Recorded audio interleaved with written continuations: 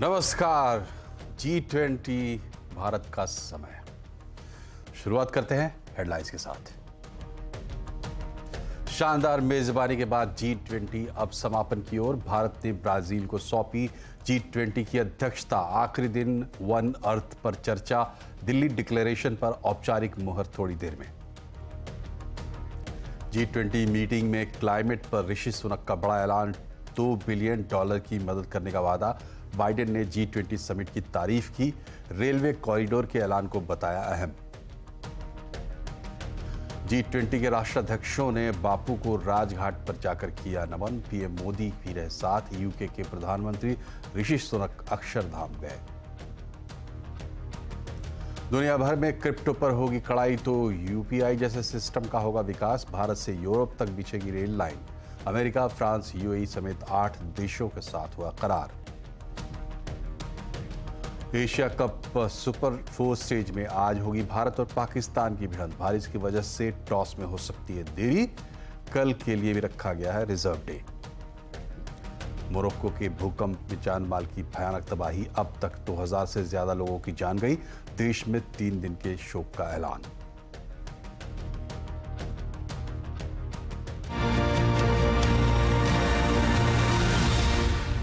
और शांति का संचार हो। 140 करोड़ भारतीयों की इसी मंगल कामना के साथ आप सभी का बहुत बहुत धन्यवाद।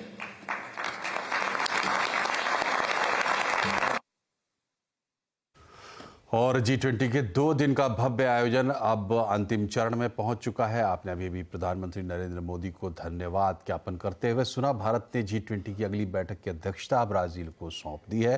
पीएम मोदी ने ब्राजील के राष्ट्रपति लुइस इनासियो लुआ डा सिल्वा को G20 की अध्यक्षता की कमान सौंप दी। इतिहास में पूरी दुनिया को एकजुट करने और अफ्रीकी यूनियन को G20 से जोड़ने के लिए दिल्ली सम्मेलन को खास तौर पर याद किया जाएगा। और आज इस कार्यक्रम हमारे साथ जुड़ गए हमारे सहयोगी लक्ष्मण रॉय। साथ ही हमारे 2 मेहमान भी हमारे साथ होंगे, नरेंद्र तनेजा और रजत धर। सबसे पहले लक्ष्मण जी बताएं, पीएम के स्पीच के हाइलाइट्स आज क्या रही?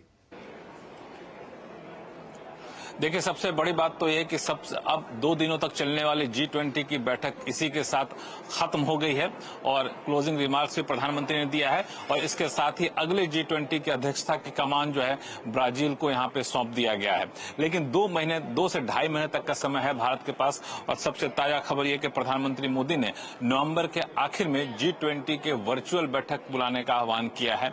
और क्लोजिंग रिमार्क्स में जो बातें प्रधानमंत्री मोदी ने कही वो कई मायनों में काफी महत्वपूर्ण है, जो हर कोई इन दिनों चुनौती बना हुआ है। मिसाल के तौर पर आर्टिफिशियल इंटेलिजेंस का मामला हो, क्रिप्टो करेंसी का मामला हो, यूएन में भारत की स्थायी सदस्यता का मामला हो, इन सारे मुद्दों पर प्रधानमंत्री ने काफी विस्तार से रखा और काफी ठोस सुझाव दिए।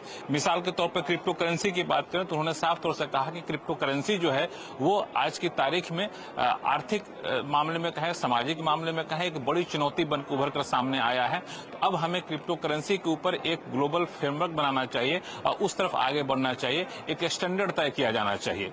दूसरा जो महत्वपूर्ण मुद्दा उठाया उन्होंने अपने क्लोजिंग रिमार्क्स में वो था आपको आर्टिफिशियल इंटेलिजेंस को लेकर के।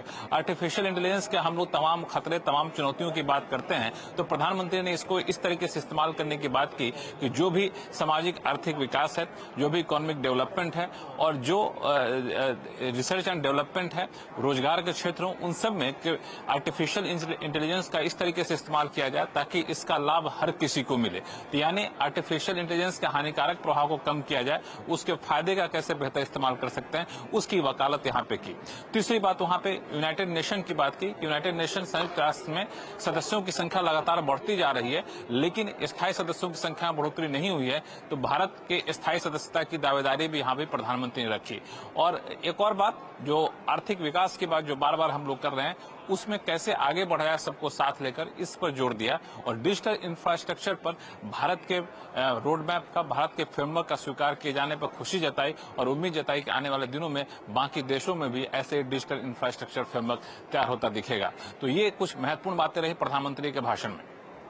जी, और हमारे साथ है director investment India investor federation के रजत धर साहब। धर साहब, बहुत बहुत स्वागत है आपका CNBC आवाज पर। आज संपन्न हुआ जो एक बड़ा यज्ञ हमने उठाया था, आपके हिसाब से क्या हासिल रहा और कितनी उम्मीदें जगती है जो पर्पस है G20 का उसको लेकर? जी, अगर मैं भारतीय निवेशक महासंघ के पर्सपेक्टिव से कहूँ, ये बहुत ही एक लैंडमार्क डेवलपमेंट है बिकॉज़ अगर आप इसके पूरे परिवेश को देखेंगे, ना ही केवल क्रिप्टो करेंसी के ऊपर बात की गई है, डिजिटल करेंसी के ऊपर बात करी गई है एज़ एन एसेट, आप समझ लीजिए एक तरह से इसको रिकॉग्नाइज़ किया गया है। दूसरी बात ये आती है कि उन्होंने जैसे ओशन ट्रेड के बारे में बात की, जिससे हमारी फिशरीज़, ओशन टूरिज़्म उस सबको फ़ायदा मिलेगा। ना ही केवल ये स्किल डेवलपमेंट के ऊपर जो वो फोकस कर रहे हैं, अगर वो उसके ऊपर कार्यान्वित करते हैं, हमारे पास अराउंड 500 मिलियन का डेमोग्राफिक डिविडेंड है लोगों का, जहां पे अगर बेटर तरीके से स्किल डेवलपमेंट किया जाए, टेकिंग इनटू पर्सपेक्टिव जो artificial intelligence, blockchain and improvement in technology को समावेश करते हुए, तो वो एक बहुत बड़ा लेवरेज भारत को देगा इस G20 के पूरे फ्रेमवर्क के अंदर। तो अगर हम G20 का पूरा जो डॉक्यूमेंट 37 पेज का उन्होंने जो निकाला है डेली डिक्लेरेशन, अगर हम उसको देखेंगे तो एजुकेशन से लेके वुमेन लिटरेसी से लेके स्किल डेवलपमेंट से लेके उन्होंने हर एक चीज को जोड़ने की कोशिश की है। और हर एक चीज में अगर वो एक्ट करते हैं, नियरली 2 से 3% का जो एडवांटेज होता है जीडीपी में, वो हमें दिखेगा। तो अगर हम इंडियन जीडीपी की बात करें, मैं आपको एक प्रैक्टिकल एग्जांपल देता हूं। परसों जब आरबीआई के नंबर आए जीडीपी के, हमें बोला गया 7.8% जीडीपी है annually, so everybody was happy. लेकिन अगर हम दिसंबर 2019 के परिप्रेक्ष्य में, 2020 से पहले जब कोविड आया था, उसके परिप्रेक्ष्य में जब कंपेयर करते हैं और सीएजीआर करते हैं, हमारा सीएजीआर जीडीपी का सिर्फ 3.2 है, 3.2%।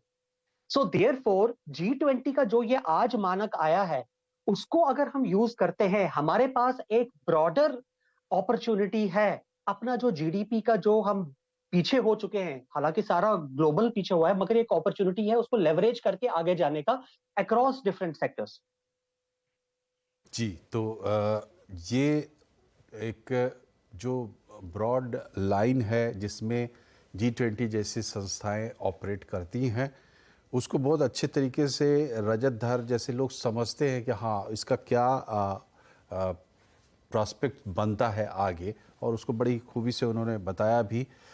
राजेश साहब, ये बताइए कि जैसे एक कुछ तो चीज़ें होती है ठोस, जिनकी चर्चा आपने की, एक होता है ओवरऑल जो माहौल, सेंटिमेंट। चूँकि ये था तो एक इवेंट ही, बड़ा आयोजन था, तो एक जो ओवरऑल सेंटिमेंट है, ऐसे भी इंडिया जो है ब्राइट स्पॉट माना जा रहा है फिलहाल इस समय के वर्ल्ड में, तो उस चीज़ को और कितना बढ़ावा मिला? मतलब ओवरऑल सेंटिमेंट क्या रहा आपको? किस दिशा में ये चीज़ दिखाई देती है? उसको अगर मैं, वो बहुत पुरानी एक ओल्ड सेइंग है, अगर उसमें कहूँ, ऑल रोड्स लीड टू रोम, और 2023 का जो रोम है वो एक्चुअली हिंदुस्तान है। तो मेरा कहने का मतलब यह है, अगर हम एक छोटी सी चीज देखते हैं, पहली बात, इंडिया ने आज से कुछ फोर्टनाइट या महीने पहले कहा कि हम एथनॉल को अराउंड 20% तक बढ़ाएंगे और हर जगह ये इंप्लीमेंट होगा। और अगर आप ये अपना G20 के ब्रोशर में देखेंगे तो बायोफ्यूल्स के ऊपर फोकस किया गया है। कहने की बात यह है, चाहे आप 4 साल पहले नरेंद्र मोदी जी की अध्यक्षता में आप योगा डे को इंटरनेशनल योगा डे बना दिया, इंक्लूसिविटी बना दिया, अगर आप सॉफ्ट पावर की बात करें, एक मतलब फ्रॉम ए लेमैन पर्सपेक्टिव की अगर मैं बात करता हूं, अगर हम इवेंट को बाहर से देखते हैं, the best thing was that कि जब इवेंट हो रहा था एंड बाइडेन और बाकी सब एंटर कर रहे थे, तो पीछे उन्होंने सन टेम्पल का व्हील रखा, पीछे उन्होंने नालंदा का दिखाया। सो एक क्रेडिबिलिटी, एक sense of authority, knowledge, heritage, culture पिछले 5,000 से 10,000 साल का सामने लाया। कहने की बात यह है, ये जो हिंदुस्तान इस समय का है, यहाँ पे हर एक देश हिंदुस्तान को एक लीडरशिप पोजीशन देख रहा है, क्योंकि सॉफ्ट पावर में भी मैं बात करूं, there is no other country rather than India जो चाइना को काउंटर कर सकते हैं। एंड उसी चीज को नजर में रखते हुए they are also trying to get India into the Security Council. तो अगर हम लेमैन के पर्सपेक्टिव में कहे, यहाँ पे जो दिल्ली के अंदर ये इवेंट किया गया है, उसमें मैं बताता हूँ, जब ये इवेंट होता है, ये तो फ्लैगशिप इवेंट था, लेकिन इसके काफी सैटेलाइट इवेंट होते हैं। एक इवेंट इन्होंने G20 से ही रिलेटेड कश्मीर में किया, एक इन्होंने अरुणाचल में किया, बीच में इनके काफी इवेंट्स और सेशंस हो रहे थे जो different different parts of country में हुए। क्यों? और हर एक चीज को आप ये समझ लीजिए कि आज से 1000 साल पहले आदि शंकराचार्य ने 4 मठ स्थापित किए थे। सिमिलरली नरेंद्र मोदी ने क्या किया कि कश्मीर से लेके अरुणाचल में जब ये समिट किया है, यहां पे कोई भी कंट्री, चाहे अमेरिका कहता था कि Kashmir is a issue between Pakistan and India and everybody should come forward to resolve it. Now when they participated in Kashmir, then automatically it shows that कि India is at a stronger footing at this point in time, so therefore they are not trying to counter that. ये हो गया बहुत simple strategic level की अगर हम बात करते हैं। G20 में ये इंडिया की पोजीशन है कि आजकल कोई सवाल यानी नहीं अपनी उठा पोजीशनिंग सकता। बहुत अच्छे तरीके से करी, इसमें कोई दो राय नहीं है। लेकिन ये सिर्फ इंडिया की बात थी नहीं, पूरी दुनिया ने, G20 के जितने भी लोग आए उन सब ने पूरे मन से पार्टिसिपेट किया इसके अंदर। और जब आप एक अच्छा काम करते हो और उससे एक अच्छा माहौल बनता है तो किस तरीके की चीज़ें निकलती है, एक आपको नमूना हम दिखाते हैं। इस G20 समिट के दौरान अपनी हिंदी को लेकर फेमस हुई अमेरिका की प्रवक्ता मार्गरेट मैक्लॉयड। तो उनसे बातचीत की है हमारे संवाददाता रोहन सिंह ने, और अमेरिका भारत के संबंधों पर भी बातचीत की है। तो ज़रा वो बातचीत देखिए, ये भी इस G20 समिट का एक पहलू है। G20 समिट के दौरान एक शख्सियत काफी ज्यादा पॉपुलर हो रही है सोशल मीडिया पर, टीवी पे आपने इनको सुना होगा। एक तो इंडिया यूएस रिलेशनशिप में अपनी जानकारी की वजह से, और दूसरा अपनी शुद्ध हिंदी की वजह से। मार्गरेट मैक्लॉयड है हमारे साथ, जो यूएस गवर्नमेंट की स्पोक्स पर्सन है। मैम बहुत बहुत स्वागत है CNBC से बात करने के लिए आपका। हिंदी आपकी बहुत पॉपुलर हो रही है, काफी अच्छी हिंदी आपने सीखी है। सबसे पहले बात करते हैं इस समिट के बारे में। जो बाइडेन का ये एक माइलस्टोन हम कह सकते हैं, एक भारत यात्रा रही है। ओवरऑल जो है क्या टेक अवे है दोनों देशों के लिए, भारत के लिए और अमेरिका के लिए? हाँ, अमेरिका और भारत बहुत करीब ताल्लुकात है, और हम बेहतर से बेहतर वही संबंध देखते हैं। हम दोनों लोकतंत्र हैं, हमारे मुश्तरके मुफादात बहुत है, और सहयोग करने के मौके बहुत है। एक अगर G20 की प्रेसिडेंसी की बात करें, भारत ने हम डिक्लेरेशन हमारे सामने है, हम आउटकम हमारे पास आ चुका है। ओवरऑल अमेरिका कैसे देखता है इस डिक्लेरेशन को?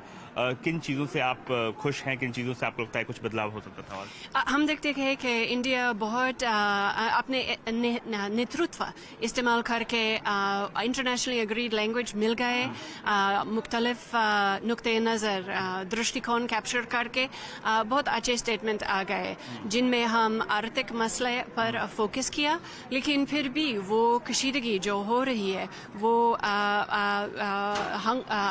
जंग जो रूस यूक्रेन पर कब्जा करने की कोशिश है, उसका जिक्र भी हुआ। उसका जिक्र हुआ, लेकिन रूस का नाम नहीं था उसमें। आपको लगता है कि नाम हो सकता था? पूरी दुनिया जानते हैं कि कौन इस जंग कर रहे हैं। आने वाले कुछ सालों में भारत और अमेरिका के बीच रिश्ते आप किस तरफ जाते हुए देखते हैं? खासतौर पे ट्रेड कहाँ तक जाएगा, हमारा जो व्यापार है वो कहाँ तक जाएगा? हमारा ख्याल में मौके बहुत है, बहुत मौके हैं। हम समझते हैं कि अमेरिका और इंडिया की तिजारत जो हो रही है वो पिछले 20-10 साल में बहुत तेज़ बन गए, और तेज़ हो सकता है।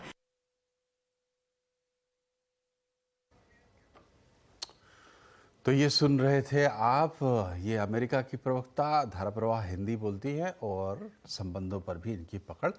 पीएम मोदी ने आज कहा कि भारत के पास नवंबर तक G20 की अध्यक्षता है। अभी हमारे पास 2.5 महीने बाकी है, और मेरा प्रस्ताव है कि एक वर्चुअल सेशन रखा जाए ताकि हमने तय किया है उसकी समीक्षा की जाए और आप उससे जुड़ेंगे, ऐसी उम्मीद है। इसी के साथ G20 के समापन की घोषणा की गई है। जैसा आप सब जानते हैं, भारत के पास नवंबर तक G20 प्रेसिडेंसी की भी जिम्मेदारी है। अभी 2.5 महीने बाकी हैं। इन 2 दिनों में आप सभी ने अनेक बातें यहां रखी हैं, सुझाव दिए हैं, बहुत सारे प्रस्ताव रखे हैं। हमारी ये जिम्मेदारी है कि जो सुझाव आए हैं उनको भी एक बार फिर देखा जाए कि उनकी प्रगति में गति कैसे लाई जा सकती है। मेरा प्रस्ताव है कि हम नवंबर के अंत में G20 का एक वर्चुअल सेशन और रखें।